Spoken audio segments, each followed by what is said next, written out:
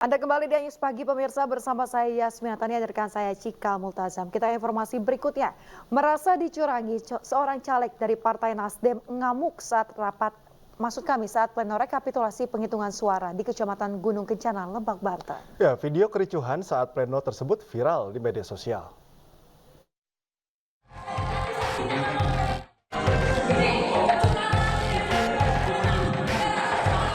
Inilah video amatir caleg DPRD Kabupaten Lebak, Banten yang ngamuk saat pleno rekapitulasi penghitungan suara di Kecamatan Gunung Kencana, Lebak, Banten, dan videonya viral di media sosial. Caleg tersebut ngamuk lantaran adanya dugaan kecurangan pihak PPK dan penyelenggara pemilu di tingkat kecamatan saat pleno. Ada dugaan puluhan suara partai yang tiba-tiba hilang saat pleno rekapitulasi. Bahkan ada juga puluhan suara yang hilang dan masuk ke caleg lain yang juga dari partai yang sama, yakni Partai Nasdem.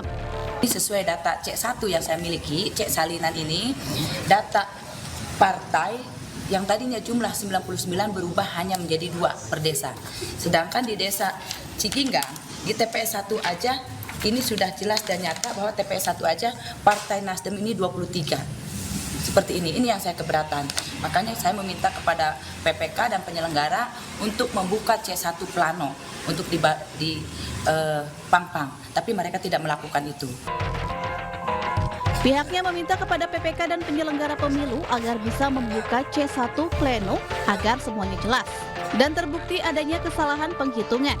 Hingga saat ini pihak PPK dan penyelenggara pemilu belum mau membuka hasil dari C1 pleno tersebut. Dari Lebak, Banten, Iskandar Nasution, iNews melaporkan. Partai Umat mendesak KPU untuk menghentikan penghitungan suara pemilu 2024 melalui aplikasi Sirekap. Partai Umat menilai separuh suara mereka hilang karena disebabkan kekacauan Sirekap dan mendesak penghitungan secara manual. Partai Umat mendesak KPU menghentikan penggunaan sistem informasi rekapitulasi elektronik atau Sirekap. Hal ini disampaikan dalam pernyataan sikap Partai Umat pada Kamis siang di Jakarta. Partai Umat meminta kepada KPU untuk melakukan penghitungan suara secara manual sebab penggunaan Sirekap telah menimbulkan keresahan. Partai Umat saat ini tengah mengumpulkan barang bukti kecurangan yang dilakukan secara terstruktur, sistematis, dan masif. Partai Umat merasa dirugikan dengan berkurangnya suara legislatif sehingga berada di bawah ambang batas.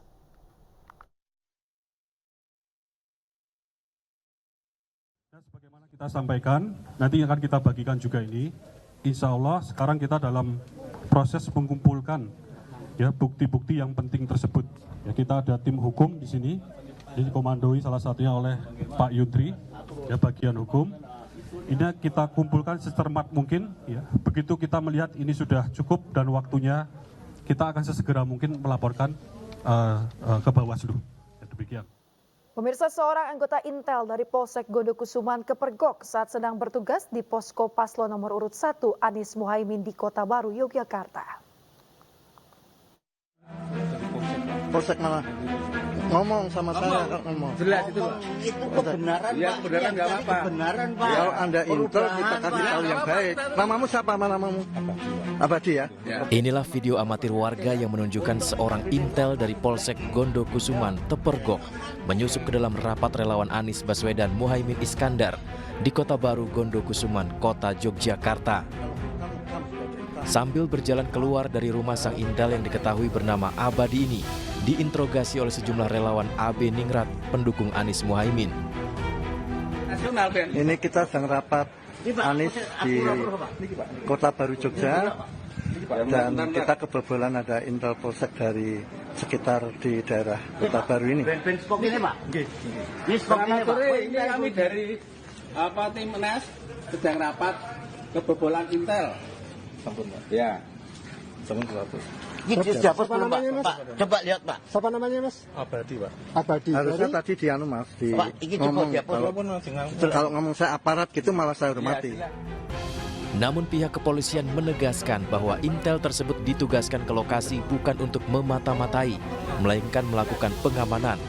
Karena beredar informasi akan ada pertemuan relawan Anies Muhaimin untuk merencanakan aksi unjuk rasa memprotes hasil pemilu 2024.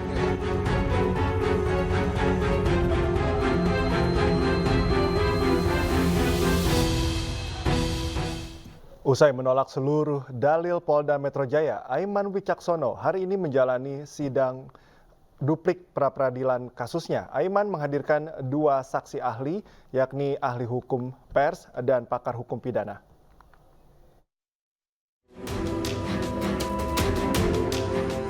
Kasus Aiman Wicaksono memasuki babak baru. Kamis pagi, Aiman menjalani sidang pra-peradilan dengan agenda pembacaan duplik terhadap Polda Metro Jaya. Hadir di Pengadilan Negeri Jakarta Selatan, Aiman didampingi oleh tim kuasa hukumnya. Untuk melawan dalil-dalil Polda Metro Jaya, Aiman menyiapkan 2 saksi yang memberikan argumentasi sesuai dengan bidang yang dikuasai.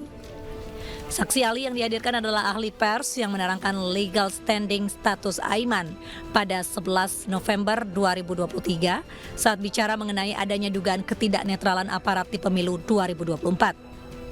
Dalam persidangan, saksi ahli menjelaskan kedudukan Aiman sebagai wartawan termasuk hak yang dimiliki untuk melindungi narasumber. Selain ahli di bidang hukum pers, pihak Aiman juga menghadirkan saksi pakar hukum pidana yang menjelaskan konstruksi hukum kasus Aiman kepada majelis hakim, termasuk surat perintah penyitaan atas ponsel Aiman yang dinilai cacat formil. Menurut kami, apa yang disampaikan oleh ahli itu sangat relevan dan menguatkan dalil-dalil permohonan kami. Ya. Tadi kalau yang berkaitan dengan ahli pidana dan hukum acara pidana, jelas ditekankan secara tegas oleh ahli bahwa secara eksplisit di dalam KUHP yang boleh mengeluarkan izin penetapan penyitaan tersebut adalah ketua pengadilan. Itu jelas. Jadi karena patokan kita, dasar kita adalah KUHP, maka setiap tindakan yang dilakukan oleh penyidik itu harus berdasarkan pada KUHP. Itu. Dan tentu kita mengujinya juga berdasarkan pada KUHP. Ya. Itu poin pertama. Poin kedua, berkaitan dengan ada 2 penetapan terhadap 4 barang bukti. Ya. Tentu tadi sudah kita dengar bersama apa yang disampaikan oleh ahli bahwa hakikatnya dalam melakukan penyitaan itu ada 1 penetapan saja, sehingga bisa dianggap dengan adanya penetapan kedua, izin penetapan penyitaan kedua ini, maka bisa dianggap proses penyitaan yang digunakan dasar melalui izin penyitaan pertama itu berarti ada cacat formil.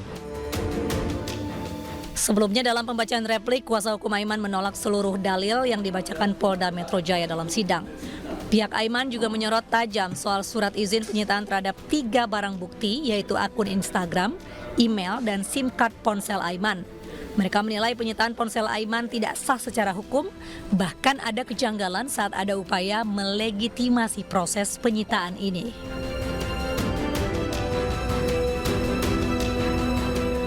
Dari Jakarta, Tim Liputan iNews melaporkan. Kita ke informasi berikutnya pemirsa. Polda Metro Jaya kemarin melakukan gelar perkara khusus terkait perkara jual beli apartemen di kawasan elit Kasablanka, Tebet, Jakarta Selatan. Pemirsa, kisru jual beli apartemen antara seorang wanita dan pengembang apartemen terus bergulir di meja penyidik Polda Metro Jaya. Penyidik Polda Metro Jaya melakukan gelar khusus perkara terkait dugaan pemberian keterangan palsu. Saat ini terlapor telah menjadi tersangka dalam kasus dugaan pemberian keterangan palsu. Sementara pihak pelapor pun diketahui telah digugat balik terkait dugaan uang prestasi dan dimenangkan oleh pihak terlapor. Pihak sudah diperiksa semua bukti-bukti sudah, keterangan ahli juga sudah, dan sudah ada penetapan tersangka juga. Dan kami minta segeralah untuk perkara ini diproses sesuai ketentuan hukum untuk dilimpahkan ke kejaksaan, nanti disidangkan di pengadilan. Nanti akan ketahuan siapa yang benar, siapa yang salah. Dan saya minta dengan hormat kepada Polda Metro Jaya untuk bisa memberikan hasil yang maksimal, karena saya minta untuk segera di SP3-kan. Kenapa? Karena saya tidak pernah melakukan sumpah palsu, saya tidak pernah hadir di persidangan untuk bersumpah, namun justru saya malah Diiming-imingi kerja di Jakarta, seorang remaja perempuan asal Kabupaten Pesisir Selatan Sumatera Barat menjadi korban perdagangan manusia. Remaja 14 tahun itu ditemukan di sekitar Tol Ancol Timur oleh pedagang kopi keliling.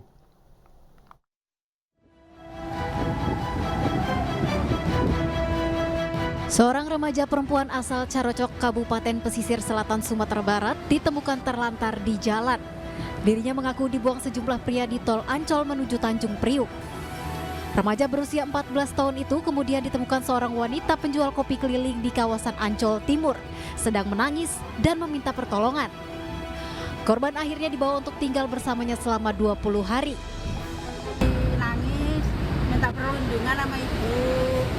Katanya Bu minta tolong saya lindungi saya di rumah ibu.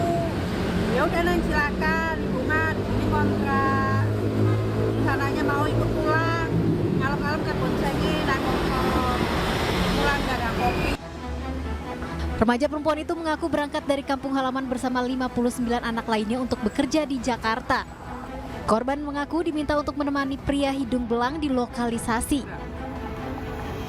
Dari penjelasan ibu penjual kopi bahwasanya anak ini dibawa dari Padang, Pak.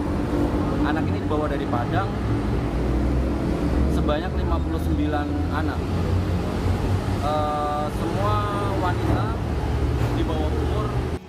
Korban yang merupakan yatim piatu dan sulit diajak komunikasi karena mengalami trauma serta tekanan ini kemudian dibawa petugas pelayanan pengawasan pengendalian sosial Sudin Sosial Jakarta Utara ke panti sosial untuk menjalani pembinaan dan perawatan.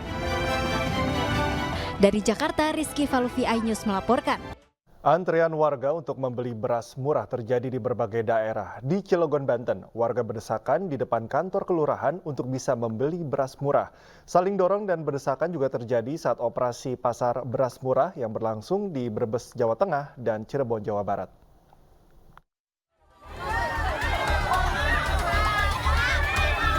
Antrean warga berdesakan membeli beras murah terjadi di Brebes, Jawa Tengah.